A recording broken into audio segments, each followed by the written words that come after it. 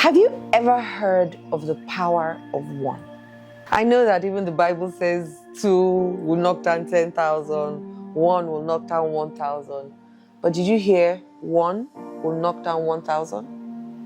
Which then means there is a power of one. In my last video, I was talking about how we come into relationships trading. If you give me this, I'll give you that. Which is not our fault, because honestly, that's how we got love when we were children. We traded our good results for our parents' pat on the back. We traded being overtly obedient for our parents, oh yes, this is my best child out of all my children. We've traded so many things to receive love and affection and kindness from our parents. But then it's also not their fault. That's how their parents also traded love and taught them love. And you know, this word love is so, for me, it's like we need to create another word and leave love in a league of its own and create another word. I know that people won't like to hear the word trade, but that's exactly what we do. Now, when you come into a romantic relationship, and I focus a lot on romantic relationships because that's one of the biggest relationships that we can have in our lives, whether marriage or a deep relationship, partnership, and whatever sex as the case is. And that relationship, our romantic relationships, have a huge tendency of showing us and revealing who we truly are. So I normally say that marriage is a heightener of who you really are. It's a revealer of who you really are. It's not to come and complete you. They've said that thing so many times. Oh, he will complete you, she will complete you. No human being can complete any human being. Every human being is complete. God created us complete, not half. Otherwise, we would have had half of what we have, one eye, half nose. God created us complete. Your partner is meant to complement your completeness. Complement your completeness.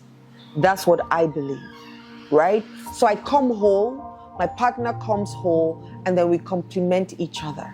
Now, in a romantic relationship, it's one of the relationships that can bring out the worst in you, as they say, even if that worst already exists in you, but you blame it on the other person. If you do anything, it existed in you because your emotions happen through you, not to you.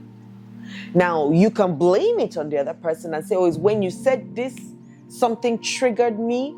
Yes, a trigger is something that already existed in you. And all this person done is put on the light. And voila, you see yourself in your ugliness. But you choose not to see yourself as ugly and say it's someone else that has made you ugly. No, ma. No, sir. You are the one that has an ugly aspect of you. Doesn't mean you're ugly. It means that there's something that in you that has a potential of being that. So rather than then seeing that as a good thing, that, oh my goodness, this guy has shown me this part of me that I didn't know existed. And then thank the person for doing that, right? And I know as I'm saying it, even me, I'm laughing because when I started, I wasn't thanking nobody. I was so like, you are the devil. Right? God didn't send you to me. It's the devil that sent you to me. And what did I do to deserve this? Why me? That's how I felt in my own time when I started my own work. But I can tell you something for free. The moment I started to look within and see it as something to be grateful for, that this person has shown me that I have in me, I was able to start to heal it. Now, every time you give the responsibility of your healing to someone else, you will never get healed because that person may never want you to get healed because they will lose control over you. And honestly, that's the truth. People, when they start to say you're changing, you're no longer the person, it's because a lot of times they don't have the same control they had over you anymore. And it hurts. Because we like to control people. We like to suppress people and hold them so that when I say yes, you say yes. Meanwhile, that person really doesn't want to say yes. Right? So these relationships, our romantic relationships, have the tendency of bringing out all those things that were put inside you in one way or the other, especially as a child. Most of our wounds happen to us between the ages of 0 and 18. Most of our wounds, and I'll say maybe about 90%. And I'm extending into 18 intentionally, predominantly between the ages of 0 and 8. And we carry it on. We carry it on to new relationships. And, we just keep carrying it on, not knowing that it's something that we can drop because we're not taught. Okay? So we get to that point. When we get to that point in our relationship where the man sees that, okay, this woman has shown me what is deposited in me. And maybe, for example, showed me that I don't feel enough or I feel inadequate. And rather than saying, you make me feel, you never thank me, you never respect me, those are the words we use when you feel inadequate. Rather than saying, why do I feel inadequate? Where did it come from? What can I do to heal it? And hopefully, they also have a partner who they can share this line of conversation with. So, I feel inadequate when you say this.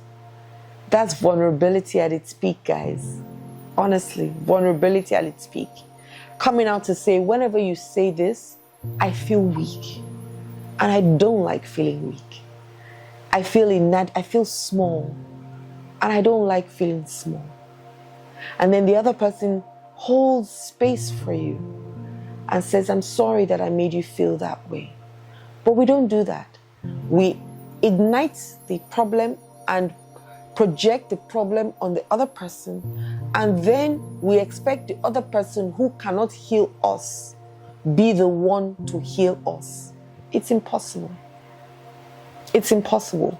So when I talk about the power of one, the best power is two. So let me be very honest. The best power is you have support, because everybody will thrive better with support. But in a case where one person says, I'm not with you on this journey. I have a spouse who doesn't believe in therapy. And he has his fantastic reasons. And who am I to change it? But I believe solely in it. I work as a therapist, as you know. However, I didn't wait to say until he believes in it, I will never go and get therapy or get help. I didn't wait for that. If I waited, I would not be sitting in front of this camera right now saying what I'm saying and doing the work that I'm doing. So that's why I say there's a power in one. And so a lot of things that I've had to do alone. However, one thing that I've also realized is that it is rubbing off. It is rubbing off. It might not be as fast as I want it to, but it is rubbing off, and I'm grateful for that. And every time I find myself in places where I feel a particular way, rather than blaming it on him, I take full responsibility and go out and look for somebody who can teach me to come out of it and grow in that aspect of my life. So every time I feel uncomfortable about what people say or do to me, I sit down and introspect and ask myself, why did that hurt you that much? Why? What were the feelings you were feeling at the time? What were they? And I worked through it, and I gained my power over it because I gained clarity. And I know exactly the steps I need to take and the things I need to do. And I keep practicing, knowing that it's not going to change overnight. So I give myself grace and ease. Grace and ease. So in a relationship, yes, it's two people. And the best case scenario is that two people are working towards being a safe space for each other, as both of them are doing the work. they're doing therapy, they're getting counseling, they're developing themselves personally, but togetherly as well. It's fantastic. It makes it easier. But when there is no two, one still has power. And that's my message today. I've had people ask me, but how do you grow when your husband refuses to grow? And right now, a lot of cases that we're getting is that women are really, really taking time to evolve. Maybe because of the lack of what women have been able to do in the past. So now women are very, very eager to grow. They're very eager to change their lives. They're very eager. And men are like, what are they going to teach me? And maybe not all men, but some men. Not what are they going to teach me that I don't know? Somebody said to me, is it not what I tell them, they will tell me back? Another person said, what if I go and lie to the person? Would they know that I'm lying? And I started smiling. And these are all men, by the way. These are all men saying all these things. But women will be like, please teach me. Please, So what we're seeing a lot is that women are coming out and wanting to attend the conferences. If you go to a conference, 90% of the people in the conference, if they're talking about personal development and personal growth and mastery and self-development, it's 90% of women. But when you're talking money, go there, you will see plenty men there. But money is not everything. Money doesn't make you happy. But happy makes you money. I love that. Happy makes you money. So you've got to first be happy and then money follows, right? Men need to stop, some men, not all men. When I say men, I don't mean every man. But the men out there, need to stop seeing their women growing as a threat. Because you can grow too. You can say, teach me. You can ask, okay, that book that you read, can you share it with me? That course that you did, can you tell me about it so that I can do it? And not feel ashamed just because I'm asking for help. Men need to lower their egos down. They need you guys. I'm sorry. And I'm talking masculine men because they're feminine. Masculine women as well. So I'm talking about the masculine in us, whether men or women, because we have both. And there's some masculine women, guys. Some very, very, they're like men, and or they're like the masculine man. So we've got to chill, When you stop growing, you start dying. So we've got to learn how to become lifelong learners. Whether at 80, I read something somewhere, a 92-year-old woman was the oldest woman who ran a marathon.